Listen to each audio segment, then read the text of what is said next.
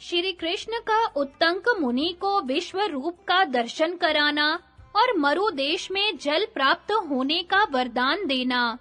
उत्तंक ने कहा, जनार्दन, मैं जानता हूँ आप संपूर्ण जगत के कर्ता हैं। आपने जो यह ज्ञान का उपदेश किया, इसे निश्चय ही मैं आपकी कृपा समझता हूँ। अब मेरा चित्त प्रसन्न होकर आपकी भक्ति से परिपूर्ण हो गया है, अतः शाप देने का विचार न रहा। जनार्दन, यदि मैं आपकी थोड़ी सी भी कृपा प्राप्त करने का अधिकारी हूँ, तो आप मुझे अपना ईश्वरीय स्वरूप दिखा दीजिए। मुझे उसे देखने की बड़ी इच्छा है। वैशंपायन जी कहते हैं, राजन, मुनि के इस प्रकार प्रार्थना करने पर भगवान श्री कृष्ण ने प्रसन्न होकर उन्हें अपनी उसी सनातन वैष्णव स्वरूप का दर्शन कराया, जिसे युद्ध के प्रारंभ में अर्जुन ने देखा था। उत्तंक मुनि ने उस विराट विश्व रूप का दर्शन किया, जिसकी बड़ी-बड़ी भुजाएं थी। वह हजारों सूर्यों के समान देदीप्यमान अग्नि के समान तेजस्वी था और संपूर्ण आकाश को घेरकर खड़ा था। उसके सब ओर मुंह दिखाई देते थे। उस व्यापक परमात्मा के अद्भुत वैष्णव रूप को देखकर उत्तंक मुनि को बड़ा विस्मय हुआ और वे इस प्रकार स्तुति करने लगे।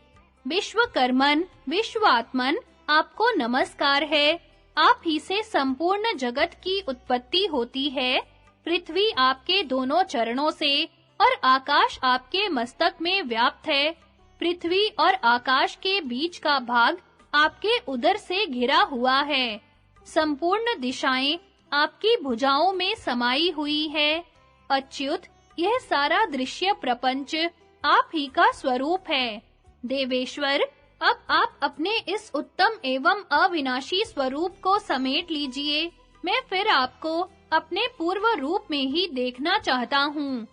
वैशंपायन जी कहते हैं, जन्मेजय, मुनि की बात सुनकर सदा प्रसन्न चित्त रहने वाले श्री कृष्ण ने कहा, महर्षि, आप मुझसे कोई वर मांगिए। तब उत्तंक ने कहा, पुरुषोत्तम, आपके इस स्वरूप को देख रहा हूँ, यही मेरे लिए आज सबसे बड़ा वरदान है। यदि फिर भी आप मुझे वर देना आवश्यक समझते हैं, तो यही वर दीजिए कि मुझे यहाँ यथेष्ट जल प्राप्त हो सके, क्योंकि इस मरुभूमि में जल बड़ा दुर्लभ है। तदनंतर भगवान ने अपने तेज को समेटकर उत्तंक मुनि से कहा, महर्षि, जब जल की आवश्यकता हो तो मेरा स्मरण कीजिएगा। यह कहकर वे द्वारका को चले गए। तत्पश्चात एक दिन उत्तंक मुनि को बड़ी प्यास लगी। वे पानी के लिए मरुभूमि में चारों ओर घूमने लगे। घूमते-घूमते उन्होंने भगवान श्री कृष्ण का स्मरण किया। इतने में ही उन्हें एक नंग-धड़ंग चंडाल दिखाई पड़ा, जिसके शरीर में मैल और कीचड़ जमी हुई थी। वह कुत्तों के झुंड से घिरा हुआ था। कमर में तलवार बांधे और हाथों में धनुष बाण लिए वह अत्यंत भयंकर जान पड़ता था। उसकी मूत्रेंद्रिय से जल की धारा गिरती दिखाई देती थी। महर्षि को प्यासा जानकर चांडाल ने हंसते हुए कहा, उत्तंक, आओ, मुझसे पानी लेकर पी लो। तुम्हें प्यास से कष्ट पाते देख मुझे बड़ी पीड़ा हो रही है। चांडाल के इस प्रकार कहने पर उत्तंक मुनि ने उस जल को लेना स्वीकार नहीं किया तथा वर देने वाले श्री कृष्ण की कठोर वचनों से खबर ली। अपने निश्चय पर अटल रहकर उस चांडाल को भी डांट बताई। उनके इनकार करने पर चांडाल कुत्तों के साथ वहीं अंतर्धान हो गया। यह देख उत्तंक मुनि मन ही मन बहुत लज्जित हुए और भीतर ही भीतर ऐसा समझने लगे कि श्री कृष्ण ने मेरे साथ धोखा किया है।